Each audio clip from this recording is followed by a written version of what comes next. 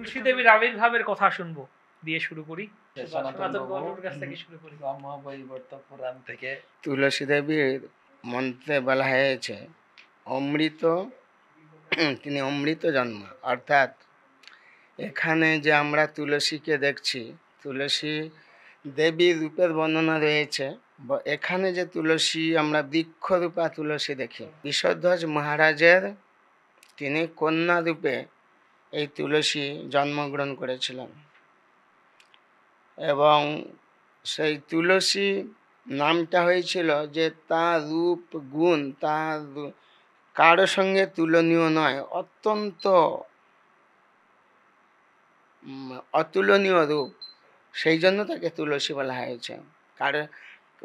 কারো সঙ্গে তার রূপের তুলনা করা যায় না। কিন্তু সেই অত্যন্ত সৌন্দর্যময় তুলসী তার বাবাকে বলে যে আমি বদরিকা আশ্রমে ওখানে গিয়ে আমি তপস্যা করতে চাই এবং সেই তপস্যা হচ্ছে আমি ভগবানের তপস্যা করব। তখন সেই বদরিকা আশ্রমে তিনি তপস্যায় বদরি স্থানে তিনি তপস্যা করছিলেন, বহু বছর ধরে তপস্যা করছিলেন। উদ্দেশ্য হচ্ছে ভগবান শ্রীহরিকে পতিরূপে লাভ করবার ইচ্ছা। তো তার মধ্যে ধর্ম, সাক্ষাৎ ধর্ম তুলসীকে পরীক্ষা করতে আসেন। কারণ যেহেতু কোনো কিছু তপস্যা করতে গেলে নানা রকমের যে বিঘ্ন সৃষ্টি হয়, এটা হচ্ছে এই জগতের নিয়ম। তো ধর্ম এসে তাকে বলে যে হে সুন্দরী, তুমি কার তপস্যা করছো? আর এখানে বা তখন কথায় কথায় তিনি জানতে পারলেন যে শ্রীহরি তপস্যা করছে। বলছে তুমি যদি আমাকে গ্রহণ করো, আমাকে অঙ্গীকার করো পতিরূপে, তাহলে আমি তোমাকে সব রকমের সুখ দিতে পারি। এই কথা শুনে আসলে ধর্ম তাকে পরীক্ষা করতে গিয়ে এই কথা বলছিলেন। তখন তুলসী কি বলে, তুলসী তখন বিক্ষুব্ধ হয়ে গিয়েছিলেন, তাকে সেখান থেকে চলে যেতে বলেন। কিন্তু সে নানা রকমের এই সমস্ত কথাবার্তা শুনে ধর্মকে তিনি অভিশাপ দিয়েছিলেন যে তুমি তিলে তিলে ক্ষয়প্রাপ্ত হবে। আরও কি অভিশাপ দিতে উদ্যত হলো, তখন সূর্যদেব সেখানে এসে বাধা দিলেন। তুলসী তুমি থামো, উনি সাক্ষাৎ ধর্ম তোমাকে পরীক্ষা করতে এসেছিলেন, তুমি অভিশাপ দিও না। তখন বলছে আমি তো বুঝতে পারিনি উনি সাক্ষাৎ ধর্ম, আর ধর্ম যদি ক্ষয়প্রাপ্ত হয় তাহলে তো সমস্যা হয়ে যাবে। তখন তুলসী বলেন যে ঠিক আছে, কিন্তু আমি না তোমার অভিশাপ ফিরিয়ে নাও, না অভিশাপ ফেরানো যাবে না। তবে ক্ষয়প্রাপ্ত কথাটা এইরকম যে এখন সত্যযুগ, ওনার চারটা যে স্তম্ভ সত্য, শৌচ, দয়া, তপ, এইগুলো থাকবে। কিন্তু যখন ত্রেতা যুগ আসবে একটা পা স্তম্ভ নষ্ট হয়ে যাবে, 3 পায়ে থাকবে। আর দাপর যুগ এলে 2টো পা নষ্ট হয়ে যাবে আর 2টো। আর কলি যুগ এলে 3টা পা নষ্ট হয়ে যাবে, একটা স্তম্ভের উপর তিনি থাকবে। এইরকম কথাটা বলা হয়েছিল। তো সেটা হচ্ছে তুলসী এইভাবে বলেছিলেন। তো পরবর্তীতে ব্রহ্মা এসে দেখা করেন, তার সে কঠোর তপস্যা, তুমি কি চাও? না এরকম আমি শ্রীহরিকে প্রতিরূপে পেতে চাই।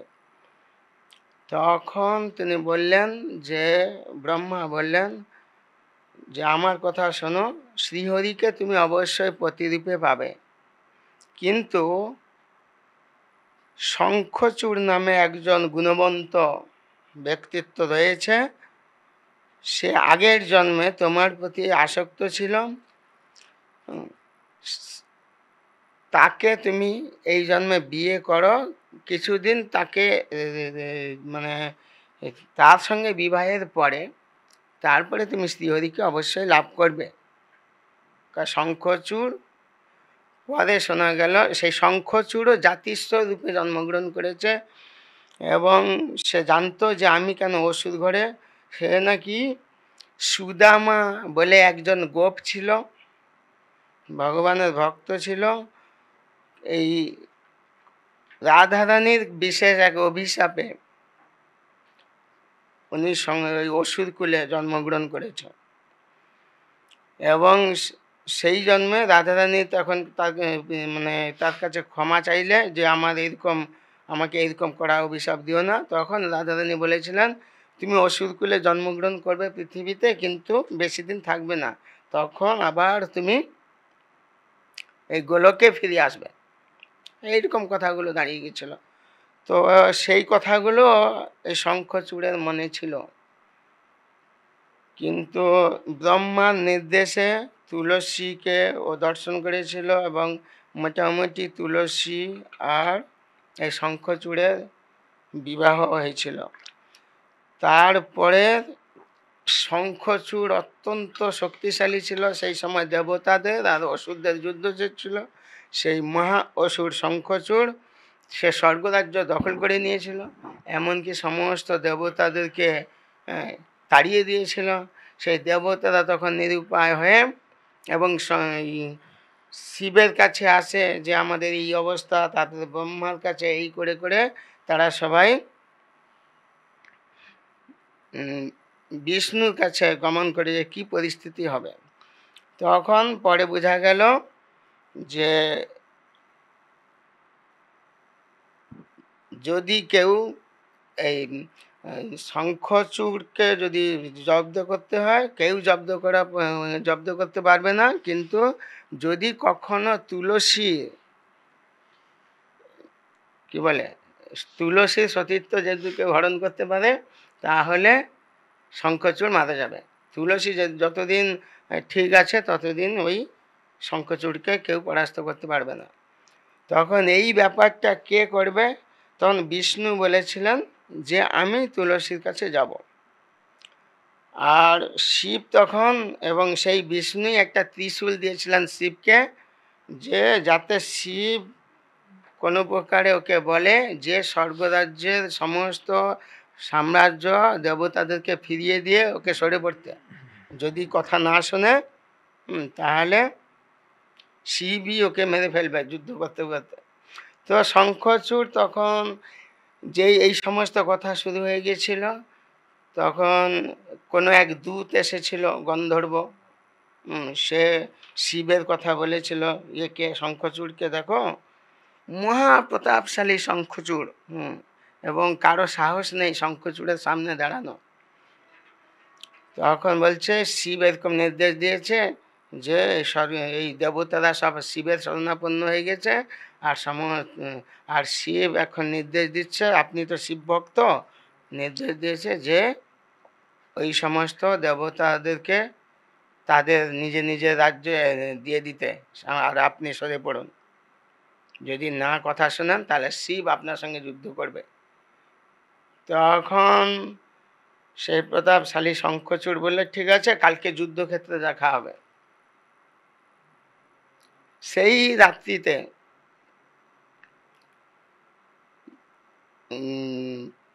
তুলসী একটা স্বপ্ন দেখে কান্নাকাট শুরু করলো যে আমি কী সব স্বপ্ন দেখলাম, কেউ একজন ছদ্মবেশী আমার ঘরে ঢুকলো, তারপরে এই যুদ্ধ করতে গিয়ে আপনার কি ক্ষতি হচ্ছে, এই সমস্ত কথা শঙ্খচূড়কে বলে কাঁদতে লাগলো যে আমাকে রক্ষা করো, আমার এরকম আজকে যুদ্ধে যেতে হবে না। ওই সমস্ত স্বপ্ন দেখলাম। তখন শঙ্খচূড় ধ্যানস্থ হয়ে গেছিলেন, তখন তার আগের জন্মের কথাগুলো মনে পড়ছে। তখন তুলসীকে বলল যে তুমি তো তপস্যা করেছো শ্রীহরিকে প্রতিরূপে পাওয়ার জন্য, তুমি অবশ্যই শ্রীহরিকেই তুমি লাভ করবে, শ্রীহরি তোমার কাছে আসবে সেটাও বুঝতে পারছে, কিন্তু আমিও জানি আমার জীবনের কথা, আমিও তপস্যার ফলে আমি তোমার প্রতি আসক্ত ছিলাম, তোমাকে পেয়েছি, কিন্তু আমি এই অসুর দেহ ত্যাগ করতে চাই, আমি গোলকে ফিরে যেতে চাই। এইরকম কথাগুলো দাঁড়িয়ে গেল। অতএব তুমি এই নিয়ে চিন্তা করো না। তারপরে শ্রীহরি যখন এই যুদ্ধ করতে গেছে, তখন সেই তুলসীর ঘরে ভগবান শ্রীহরি শঙ্খচূড়ের রূপ ধারণ করে এসেছিল। শঙ্খচূড়ের রূপ ধারণ করে এসেছে, তারপরে তাকে পতি সেবা করছে, এই সমস্ত ব্যাপার। কিন্তু তুলসী জানতে পেরে গেছিল, না, এই আমার পতি না, এ নিশ্চয়ই ছল করে কেউ এসেছে, এই শ্রীহরি। যদিও তার প্রতি আকৃষ্ট হয়ে গেছে তুলসী, কারণ তাকেই তো লাভ করার জন্য ওর যত সাধনা। কিন্তু সেইখানে তুলসী শ্রীহরির উপর ক্রোধ প্রকাশ করেছিলেন যে আপনি ভগবান রূপে আসবেন, আপনি কেন শঙ্খচূড়ের রূপ ধারণ করে এসেছেন, আর কেন এইরকমভাবে আমার পতিকে এইভাবে বধ করছেন, আপনি পাষাণ, এই জন্য আপনি পাষাণ হয়ে থাকবেন বলে সে শ্রীহরিকে মানে পাষাণ হওয়ার অভিশাপ দিয়েছিলেন। আর শ্রীহরি বললেন, ভগবান বললেন কি, আমি এইভাবে থাকবো, ঠিক আছে, আমি পাথর হয়ে, শিলা হয়ে আমি আবির্ভূত জগতে পূজিত হব। আর আমার পূজার প্রথম উপকরণ, মানে যে জিনিস না হলে আমার পূজা হবে না, সেটা হচ্ছে তোমার এই অঙ্গ গণ্ডকী নদী রূপে প্রকাশিত হবে, আর আমি সেখানে থাকব। আর তোমার এই যে মাথার চুলগুলো বৃক্ষরূপ ধারণ করবে, আর সেই বৃক্ষের পত্র পুষ্প আমি অঙ্গীকার করব। আর আমি এই তোমার এই পত্র ছাড়া আমি কোনো কারো পূজা গ্রহণই করব না। তো এইভাবে গণ্ডকী নদী, যে আমাদের এখন নেপালে প্রবাহিত হচ্ছে, ওটা হচ্ছে তুলসী দেবীর, তুলসী দেবী গণ্ডকী নদীরূপে প্রকাশিত, আর মাথার চুলগুলো অসংখ্য বৃক্ষ রূপে প্রকাশিত, আর ভগবান শালগ্রাম রূপে প্রকাশিত। তো এইভাবে এই জগতে তারা আবির্ভূত হয়েছে বৃক্ষরূপে, আর এই শিলারূপে ভগবান, বৃক্ষরূপে তুলসী। এবার আমার একটা বিষয়বস্তু যেটা আমি বলতে চাইছি, এই জগতে চারটা জিনিস অজান্তে আমাদেরকে ভক্তি পথে এগিয়ে দেয়। অজান্তে আমাদের ভক্তিপন্থায় নিয়ে আসে চারটা জিনিস। এক হচ্ছে তুলসী, দুই হচ্ছে গঙ্গা, তিন হচ্ছে শালগ্রাম, চার হচ্ছে ভাগবত, ভক্ত ভাগবত আর গ্রন্থ ভাগবত।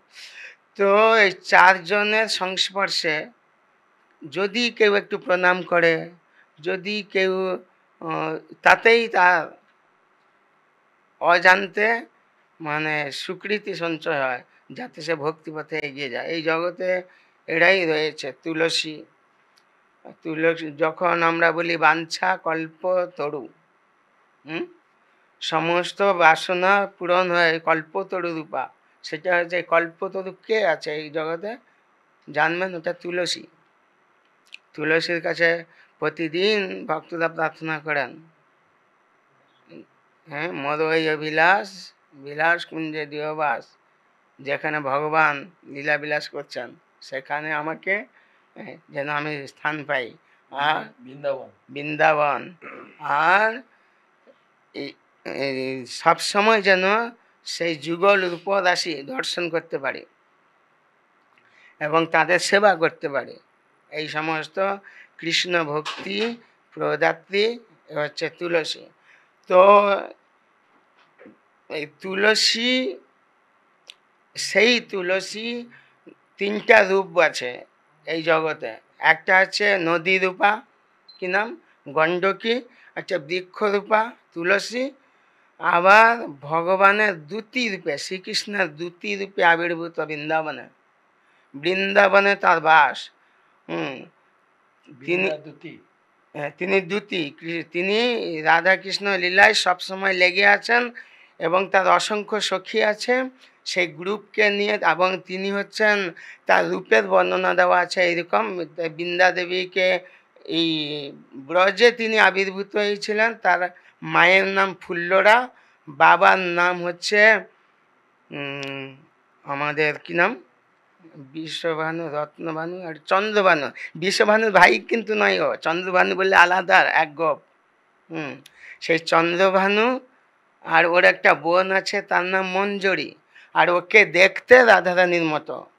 তার বসনটা সাধারণত নীল রঙের এবং তার শরীরের অঙ্গকান্তি তপ্তকাঞ্চন বর্ণা, এবং তিনি সবসময় ভগবানের সমস্ত লীলা সংগঠন করান। যত স্থাবর অস্থাবর অর্থাৎ গাছপালা পশু পাখি সবাই তাঁরই অধীনে। সে বৃন্দা, সেখানে তিনি বৃন্দা রূপে পরিচিত, তাঁর অধীনে রয়েছে সমস্ত। কোথায় কোন ঋতু প্রকাশিত হবে, ঋতু 6 ঋতু একজন ব্যক্তি যারা ওই বৃন্দা দেবীর তত্ত্বাবধানে আছেন, কোথায় কোন ঋতু প্রকাশ করবেন। তারপরে ভগবান কোথায় গরু চড়াতে যাবে, রাধারানী কোথায় ফুল তুলতে যাবে, এই সমস্ত ব্যাপারগুলো এই বৃন্দা দেবী নির্ধারণ করে থাকেন, মানে যাত্রা ডাইরেক্টর। হ্যাঁ, আর সবসময় গ্রিন রুমে থাকেন বেশিরভাগ, উনি ফিল্ডে নামেন না, মানে কি বলে নেপথ্যে থাকেন।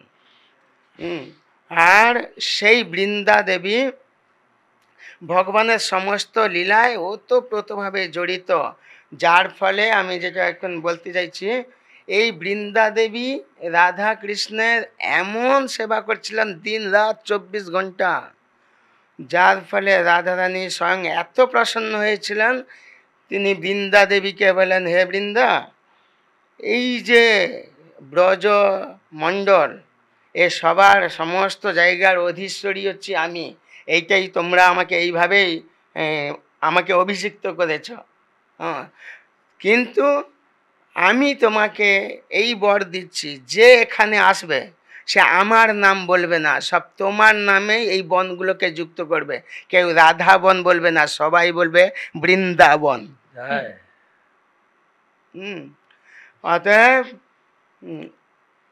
এই জন্য এই বৃন্দা দেবীর কৃপাতে আমরা বৃন্দাবন দর্শন করতে পারি, বৃন্দা দেবীর কৃপাতে আমরা রাধা কৃষ্ণ লীলায় প্রবেশ করতে পারি, রাধা কৃষ্ণের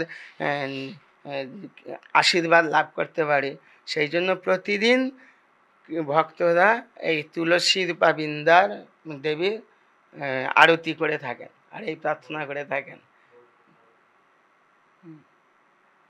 জয় বৃন্দা দেবী কি জয়। বাহ, কত সুন্দর আমরা বৃন্দা দেবী তুলসী দেবীর কথা শুনলাম, অনেক সুন্দর কথা, পুরো ইতিহাস। তুলসী মহারানী, তুলসী কৃষ্ণ প্রেয়সী নম নম। আমরা প্রতিদিন তুলসী আরতি করি।